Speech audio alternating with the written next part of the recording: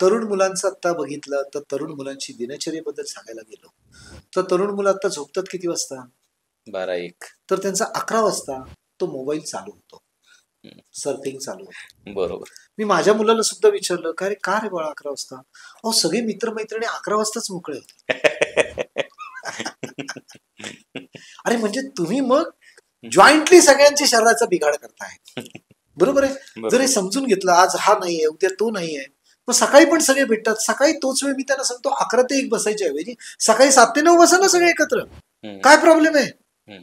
बघा आत्ता उशिरा झोप जागणार आणि सकाळी उशिरा उठणार. बरोबर. पण तेच मी सांगितलं आत्ता वेळेवर झोपा 11 वाजता. सकाळी 6ला उठून 6 ते 8 तेच करा, काही प्रॉब्लेम नाही. हं.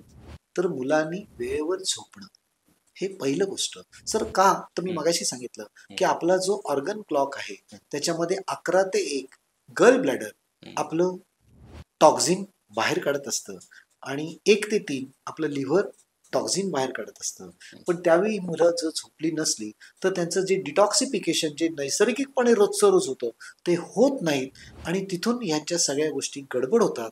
मग खाल्लेल्या अन्नाचं पचन नीट होत नाही. मग अतिरिक्त त्याचं एनर्जीमध्ये रूपांतर होण्याच्या ऐवजी त्याचं चरबीमध्ये रूपांतर होतं.